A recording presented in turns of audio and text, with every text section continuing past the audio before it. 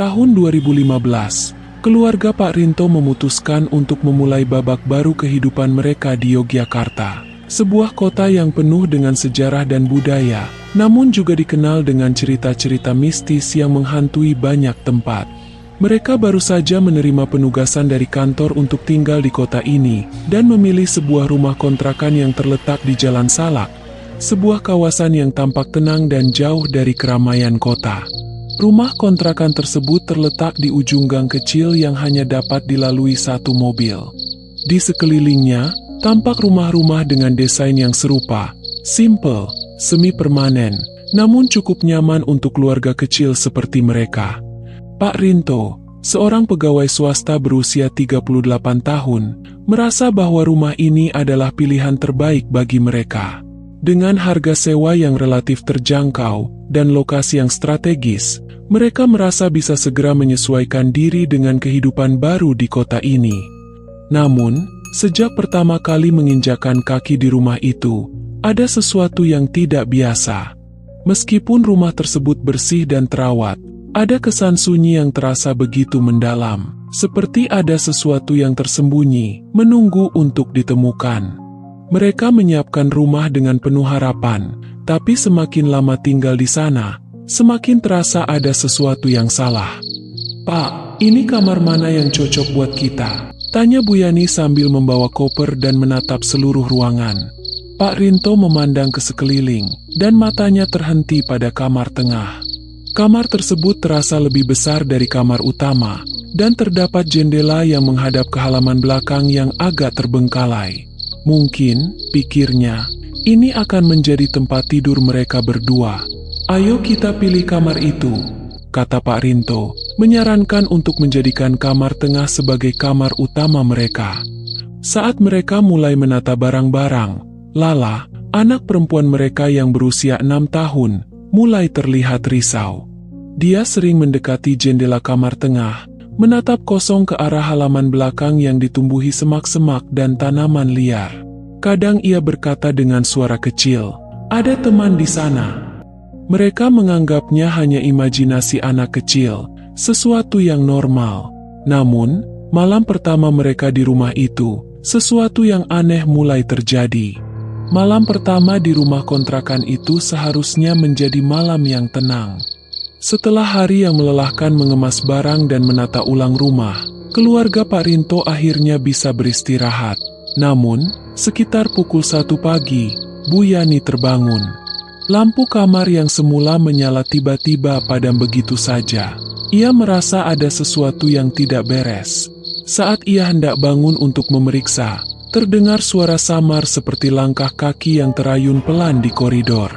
Suara itu terasa dekat, dan semakin lama semakin keras. Tapi saat Bu Yani membuka pintu kamar dan melangkah keluar, tidak ada siapapun di sana. Lampu rumah kembali menyala tanpa sebab yang jelas. Di dalam kamar, Lala tidur dengan gelisah. Ia sering mengigau, menyebut nama Sulastri dengan suara yang sangat lembut, nama yang tidak pernah ia dengar sebelumnya. "Sudah tidur, Nak?" tanya Bu Yani dengan suara lembut saat mendekatkan telinganya ke bibir Lala yang terkatup rapat. Namun, Lala terus tertidur dalam keheningan, seolah tidak mendengar apapun. Keesokan harinya, Bu Yani tidak bisa mengusir perasaan cemas yang menyelimutinya. Suara langkah kaki itu kembali terdengar malam itu, lebih jelas dan lebih keras. Kali ini, Bu Yani yakin suara itu datang dari dalam rumah, bukan dari luar. Hari demi hari, gangguan semakin intens. Lala mulai menunjukkan perilaku yang semakin aneh. Ia berbicara dengan teman imajiner yang tidak pernah mereka kenal. "Sulastri bilang aku harus main dengan dia." Seringkali, Lala bermain sendirian di dapur, bercakap-cakap dengan seseorang yang tidak tampak oleh mata orang dewasa. Pak Rinto yang awalnya tidak terlalu memperhatikan mulai merasa tertekan.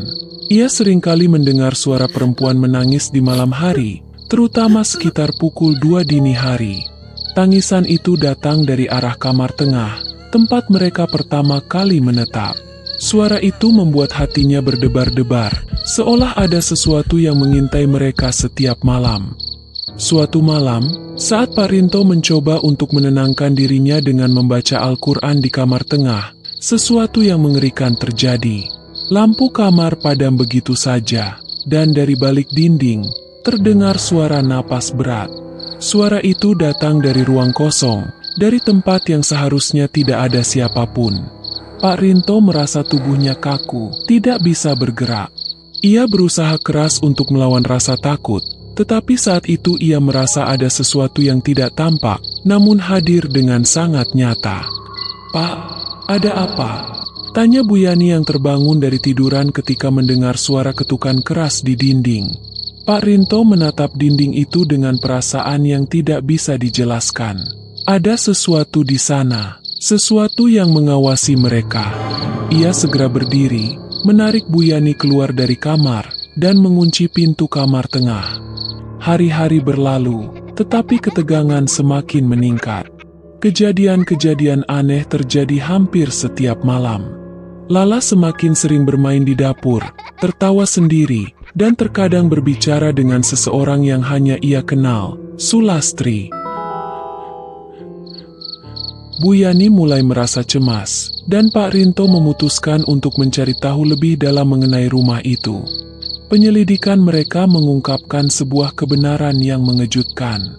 Beberapa minggu setelah keluarga Pak Rinto tinggal di sana, mereka mulai mendengar cerita dari tetangga sekitar. Rumah itu dulunya dihuni oleh sebuah keluarga yang sangat tertutup. Namun, tak ada yang tahu persis apa yang terjadi. Yang jelas, keluarga tersebut tiba-tiba menghilang setelah peristiwa yang sangat tragis. Seorang perempuan bernama Sulastri ditemukan tewas dengan cara yang sangat mengenaskan. Sulastri adalah seorang wanita muda yang ditemukan terkubur hidup-hidup di bawah lantai kamar tengah, yang saat itu masih berupa tanah. Namun, tak ada yang tahu siapa yang bertanggung jawab atas kejadian itu. Warga sekitar hanya mendengar kabar bahwa suaminya hilang tanpa jejak, meninggalkan rumah yang kini telah dihuni oleh keluarga Pak Rinto. Ternyata, Sulastri tidak benar-benar pergi. Ketegangan semakin mencapai puncaknya. Arif, anak laki-laki mereka yang lebih besar, mulai terpengaruh oleh gangguan-gangguan ini.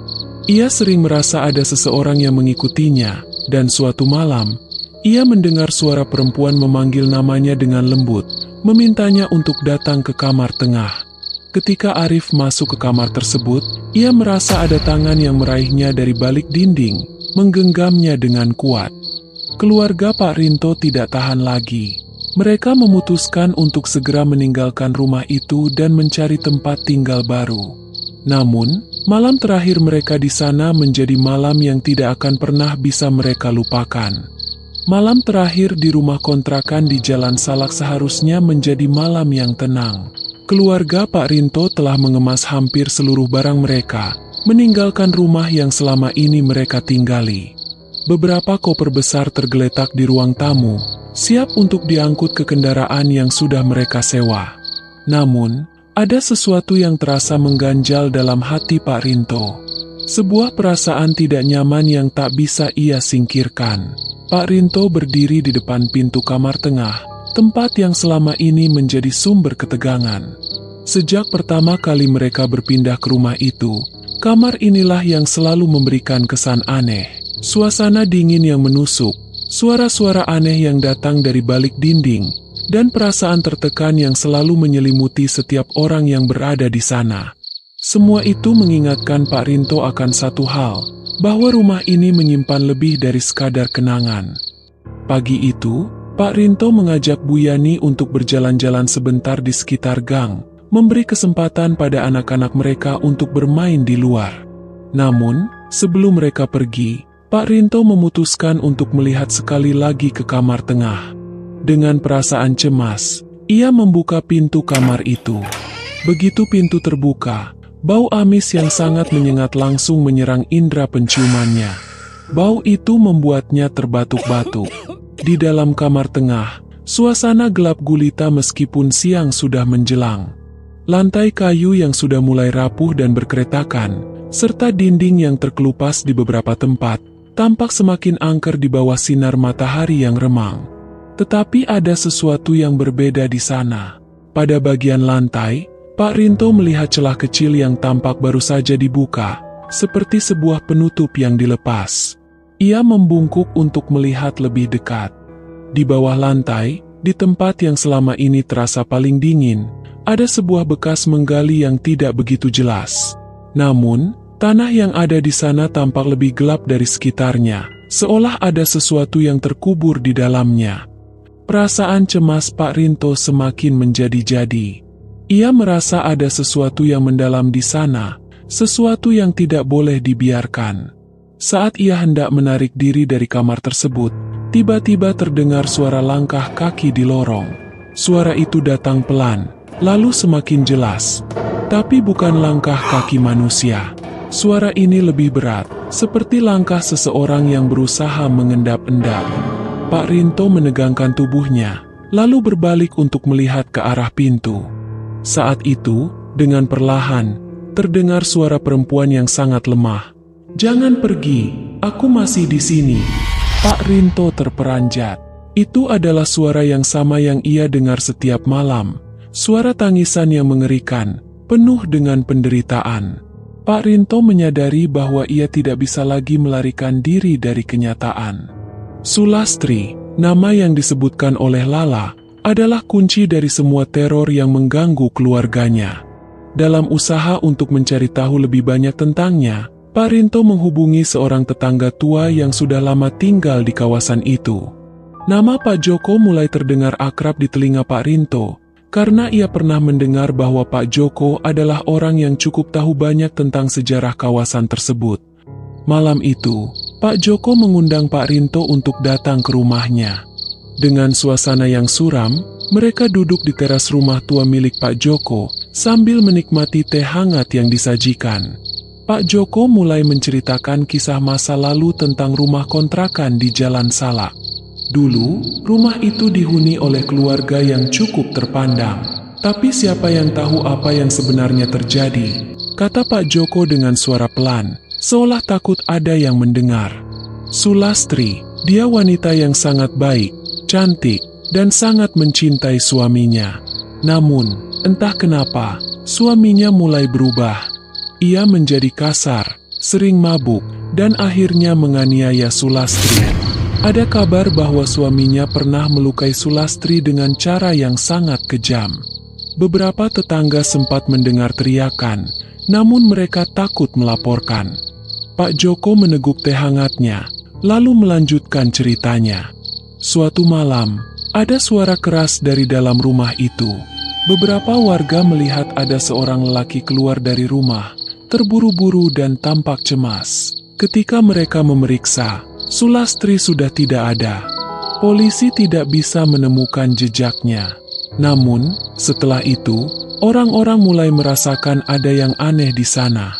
Ada yang mendengar suara perempuan menangis. Ada yang melihat bayangan sosok wanita di jendela pada malam hari. Rumah itu kosong, tapi tetap terasa seperti dihuni. Pak Rinto terdiam mendengar cerita itu. Semua yang terjadi selama ini di rumah kontrakan di Jalan Salak tampaknya berhubungan dengan Sulastri. Arwahnya tidak pernah tenang. Ia menginginkan pembalasan atas kematian yang sangat tragis. Namun, ada yang lebih mengerikan yang belum terungkap. Sulastri masih belum menemukan kedamaian karena tubuhnya tidak pernah ditemukan. Keesokan harinya, Pak Rinto memutuskan untuk melakukan hal yang tidak bisa dihindari lagi. Ia harus membuka kebenaran sepenuhnya, menggali lebih dalam ke dalam kegelapan yang selama ini tersembunyi. Dengan bantuan beberapa teman, mereka mulai membongkar lantai kamar tengah yang sudah lama terabaikan. Ketika lapisan semen itu terangkat, Pak Rinto merasa jantungnya hampir berhenti berdetak. Di bawah lantai, ditemukan tanah yang sudah bercampur dengan serpihan kayu dan potongan kain lusuh. Tetapi yang lebih mengejutkan adalah, di bawah lapisan tanah itu, terpendam sebuah peti kayu kecil.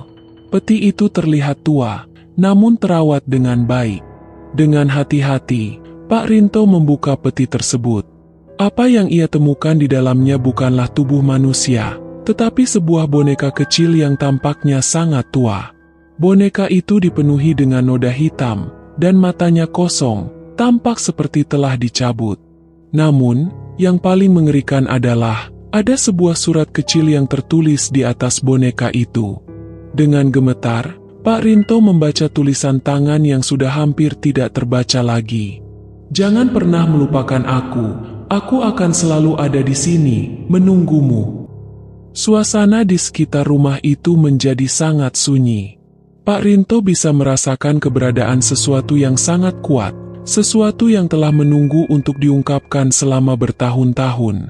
Namun, meskipun ia telah menemukan petunjuk, ia tahu ini belum berakhir. Pak Rinto berdiri di tengah ruangan yang kini dipenuhi dengan kegelapan. Boneka itu, dengan matanya yang kosong, seolah menatapnya dengan penuh kebencian.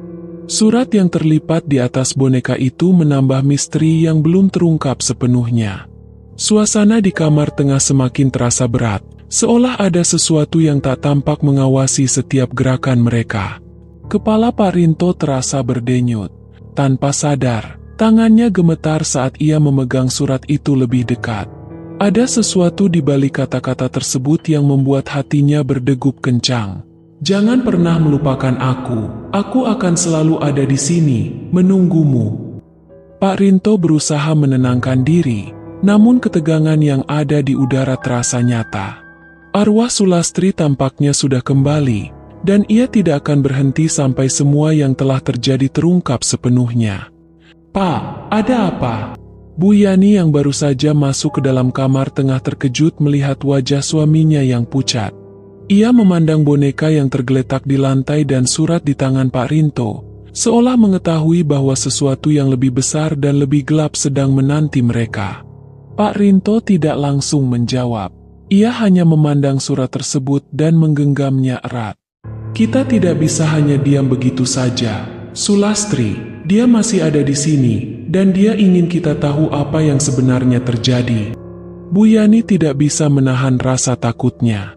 "Jadi, ini benar-benar rumah yang berhantu, Pak? Apa yang harus kita lakukan?" Pak Rinto menghela napas panjang. "Kita harus mencari tahu siapa yang bertanggung jawab atas kematian Sulastri. Mungkin, hanya dengan menemukan pelakunya, kita bisa mengakhiri semua teror ini." Pak Rinto merasa bahwa ia tak bisa lagi mengabaikan semua petunjuk yang ada. Dengan tekad bulat, ia memutuskan untuk mencari tahu lebih dalam tentang sejarah rumah itu. Jika ada satu hal yang bisa menyelesaikan semua ini, itu adalah mengetahui siapa yang menyembunyikan kebenaran tentang Sulastri dan kepergiannya yang tragis. Setelah beberapa hari berusaha mencari informasi, Pak Rinto mendapatkan petunjuk baru. Salah satu warga yang lebih tua, Pak Wiryo, mengungkapkan bahwa ia pernah mendengar desas-desus mengenai seorang pengusaha lokal yang memiliki hubungan dekat dengan keluarga yang tinggal di rumah tersebut. Pengusaha tersebut dikenal sebagai seseorang yang memiliki banyak pengaruh, dan tampaknya ada kaitan antara dia dan hilangnya Sulastri. Pak Rinto segera menemui Pak Wiryo, berharap bisa mendapatkan lebih banyak informasi. "Pak Wiryo, apakah Anda tahu siapa orang yang terakhir kali terlihat bersama Sulastri?" tanya Pak Rinto dengan suara penuh harap. Pak Wiryo memandangnya dengan penuh perhatian sebelum akhirnya berbicara pelan. "Iya, itu adalah seorang pria bernama Hendra. Dia pemilik pabrik di ujung jalan. Mereka punya hubungan yang agak rumit. Beberapa orang bilang, Sulastri pernah mengatakan pada teman-temannya bahwa ia merasa terjebak dalam hubungan itu.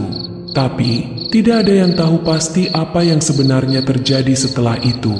Pak Rinto merasa seolah ada sesuatu yang mencuat, sesuatu yang lebih besar dan lebih gelap dari yang ia bayangkan. "Apakah Hendra masih ada di sekitar sini?" Pak Wiryo terdiam sejenak, lalu berkata dengan suara serak, "Saya tidak tahu pasti, tapi saya mendengar dia sudah pindah jauh. Semua orang yang tahu cerita ini, termasuk saya, takut untuk bertanya lebih jauh." Pak Rinto tidak bisa mundur. Ia harus tahu kebenarannya. Keberanian dan rasa tanggung jawab yang menggerakkannya membuatnya memutuskan untuk menemui Hendra. Ia percaya bahwa hanya dengan berbicara langsung dengan orang yang terakhir kali bersama Sulastri, ia bisa membuka tabir misteri yang selama ini menutup rapat. Pak Rinto tiba di rumah Hendra, sebuah rumah besar yang tampak sepi dan terlupakan. Pagar yang tinggi menghalangi pandangan dari luar, dan suasana di sekitar rumah itu terasa sunyi. Terdengar angin berdesir di antara pepohonan yang tumbuh lebat, menciptakan bayangan yang merayap di dinding rumah. Setelah beberapa saat berdiri di depan pagar, Pak Rinto memberanikan diri untuk masuk. Pintu rumah itu sedikit terbuka, seolah menyambutnya. Dengan perasaan cemas, ia melangkah masuk. Suasana di dalam rumah sangat gelap, hanya diterangi cahaya temaram dari jendela yang terhalang gorden kusam. "Ada siapa?" Suara berat seorang pria terdengar dari dalam, mengagetkan Pak Rinto yang sedang melangkah lebih dalam. Tiba-tiba, seorang pria besar, mengenakan kaos lusuh dan celana panjang yang sudah pudar warnanya, muncul di depan Pak Rinto. Itu adalah Hendra, pria yang selama ini menjadi misteri di balik hilangnya Sulastri. "Apa yang Anda inginkan?" tanya Hendra dengan suara serak. Matanya yang suram memandang Pak Rinto. Pak Rinto menelan ludah. "Saya mencari tahu apa yang terjadi dengan Sulastri. Apa yang sebenarnya terjadi pada malam itu?" Hendra terdiam, lalu tertawa pelan. "Sulastri? Kalian tidak tahu apa yang terjadi di balik pintu-pintu rumah itu, bukan? Kami tidak bisa mengubahnya. Tidak ada yang bisa mengubahnya." Pak Rinto merasa ada yang tidak beres. "Apa maksud Anda? Anda tahu lebih banyak dari yang Anda katakan." Hendra menundukkan kepalanya, seperti ada beban berat yang menekan dirinya. Dia terlalu baik untuk saya. Saya tak bisa memberi apa yang dia butuhkan. Saya takut dengan apa yang sudah saya lakukan pada dirinya." Pak Rinto semakin tidak mengerti. "Apa yang Anda lakukan padanya?" Hendra menghela napas panjang, matanya terlihat penuh penyesalan. "Saya tidak bisa menjelaskan dengan kata-kata, tapi saya terlibat dalam hal yang tidak bisa saya perbaiki. Setelah itu, saya ingin lari, meninggalkan semuanya. Tapi dia tetap menghantui saya, menghantui rumah itu." Pak Rinto menatap Hendra dengan tatapan tajam. "Jika Anda ingin menebus semuanya, bantu saya mengakhiri semua ini. Sulastri tidak akan pergi begitu saja tanpa mendapatkan keadilan yang layak." Pak Rinto kembali ke rumah kontrakan di Jalan Salak, meskipun rasa takut semakin menghantui mereka. Mereka tahu bahwa arwah Sulastri masih berkeliaran, mencari pembalasan atas penderitaannya. Pak Rinto merasa bahwa satu-satunya cara untuk mengakhiri teror ini adalah dengan menghadapi arwah tersebut secara langsung. Dengan bantuan Hendra yang merasa bersalah atas apa yang telah terjadi, mereka memutuskan untuk mengadakan ritual yang dapat membantu menenangkan roh Sulastri. Mereka membawa segala macam perlengkapan ritual, seperti lilin, dupa, dan benda-benda lainnya yang diperlukan. Di tengah malam, di kamar tengah yang gelap, mereka mulai melakukan ritual. Begitu lilin-lilin itu dinyalakan, suasana semakin terasa mencekam. Pak Rinto merasakan hawa yang semakin berat, dan suara-suara aneh mulai terdengar. Tangisan Sulastri bergema di sekitar mereka. "Sulastri, kami datang untuk memberikan keadilanmu. Kami minta maaf atas apa yang terjadi padamu," kata Pak Rinto dengan suara gemetar.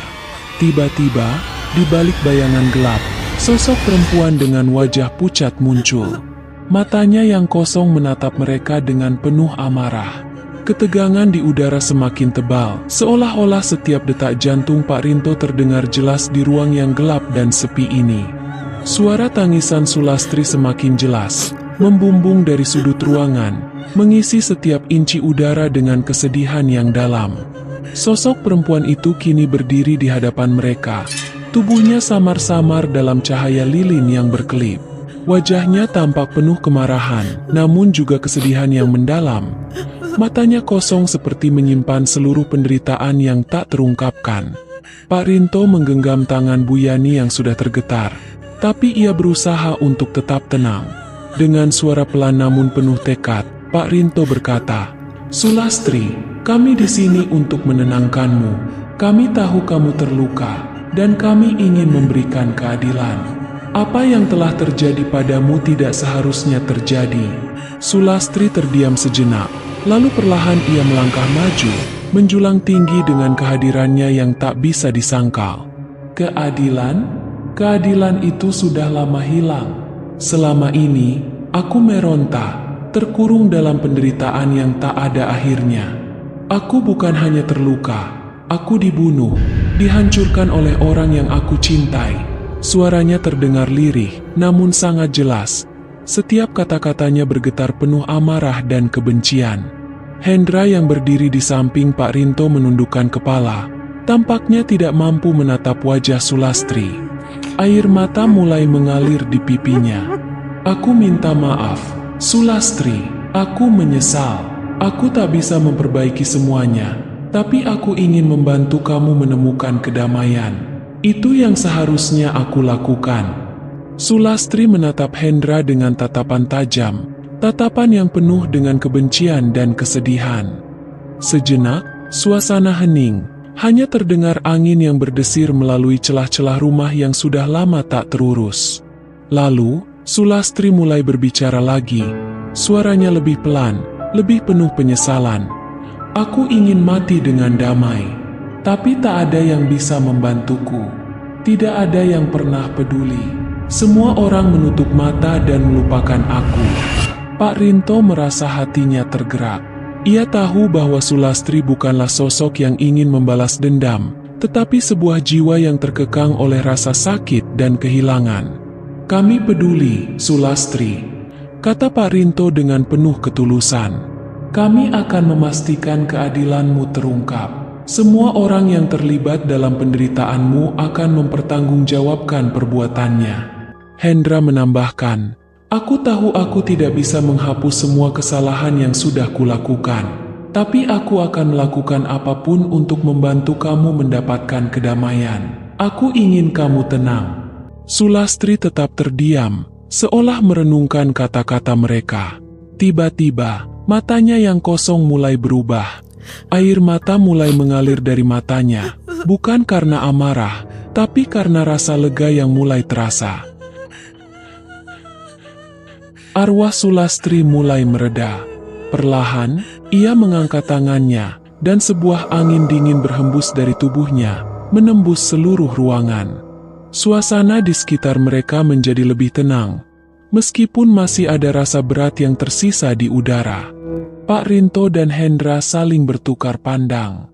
Mereka tahu, meskipun Sulastri akhirnya mulai melepaskan dirinya, ini bukan akhir dari segalanya. Mereka harus menyelesaikan apa yang sudah dimulai, membongkar kebenaran yang selama ini tertutup rapat.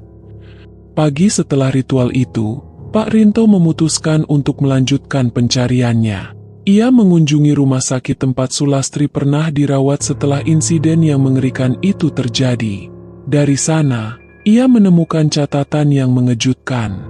Ternyata, Hendra, meskipun tampaknya merasa bersalah, tidak sendirian dalam perbuatan jahatnya terhadap Sulastri. Ada seorang kolega Hendra yang turut terlibat dalam pemukulan yang menyebabkan Sulastri koma. Nama kolega itu adalah Rudi, seorang pengusaha yang sangat berkuasa di kota ini. Pak Rinto tahu bahwa menemukan Rudi akan menjadi langkah terakhir untuk mengungkapkan seluruh kebenaran. Ia segera melanjutkan pencariannya, mencari tahu keberadaan Rudi yang telah lama menghilang dari radar. Beberapa hari kemudian, Pak Rinto berhasil menemui Rudi. Ia menemukan pria itu di sebuah villa terpencil di pinggiran kota, jauh dari keramaian. Rudi terlihat lebih tua, lebih lelah, dan wajahnya penuh rasa takut yang tak bisa disembunyikan. Pak Rinto, apa yang Anda inginkan dari saya? Tanya Rudi dengan suara yang gemetar. Jangan cari masalah, semua sudah selesai. Saya tidak ingin ada yang tahu apa yang terjadi. Pak Rinto mendekat, menatap Rudi dengan tajam. Apa yang terjadi pada Sulastri tidak bisa dibiarkan begitu saja. Kami tahu siapa Anda, dan kami tahu apa yang Anda lakukan. Jika Anda tidak mau menghadapinya, saya akan melaporkan semuanya. Rudi terdiam, menundukkan kepala, dan akhirnya berbicara dengan suara serak. Kami berdua, saya dan Hendra, terlalu takut kehilangan semuanya. Sulastri tahu banyak tentang bisnis kami, dan kami takut dia akan melaporkannya. Jadi, kami menganiaya dia, tapi saya tidak pernah bermaksud untuk membunuhnya." Pak Rinto merasa perasaan bercampur aduk. Apa yang didengar dan dipahaminya bukan hanya sebuah cerita tragis, tetapi juga sebuah pengakuan yang sangat berat. Rudi mengakui bahwa ia terlibat dalam penganiayaan Sulastri bersama Hendra. Tapi dia juga mengungkapkan bahwa kepergian Sulastri bukan karena kecelakaan, melainkan sebuah tindakan keji yang mereka lakukan. Namun, Rudi merasa menyesal dan ingin bertanggung jawab atas perbuatannya. Dengan pengakuan itu, Pak Rinto bisa mengambil langkah lebih lanjut untuk menghadapkan Rudi kepada pihak berwajib. Kebenaran tentang kematian Sulastri terungkap, dan mereka berdua dijatuhi hukuman sesuai dengan perbuatan mereka. Meskipun itu tidak mengembalikan hidup Sulastri, setidaknya keadilan telah ditegakkan. Di rumah kontrakan Jalan Salak, suasana mulai berubah. Keluarga Pak Rinto, yang sebelumnya terguncang oleh peristiwa-peristiwa aneh dan mistis, kini bisa merasa sedikit tenang. Meskipun rumah itu masih menyimpan kenangan buruk, ada rasa damai yang perlahan meresap ke dalam setiap sudutnya. Seolah-olah, dengan diungkapnya kebenaran, Sulastri akhirnya mendapatkan kedamaian yang ia cari. Pak Rinto berdiri di depan pintu kamar tengah, tempat semua teror itu dimulai. Sekarang, rumah itu terasa berbeda. Tidak ada lagi suara tangisan. Tidak ada lagi bayangan gelap yang mengintai di sudut-sudut ruangan. Semua itu sudah berlalu, dan kedamaian kini mengisi ruang yang sebelumnya kosong. Akhirnya, dia bisa beristirahat, kata Bu Yani, sambil memeluk suaminya dengan penuh rasa syukur. Rumah kontrakan di Jalan Salak yang dulu dipenuhi kegelapan kini mulai menghadap pagi yang cerah. Dan bagi Pak Rinto, keluarga, dan semua yang terlibat dalam cerita ini, mereka tahu satu hal yang pasti: keadilan, meski terlambat, akhirnya dapat menuntaskan segalanya.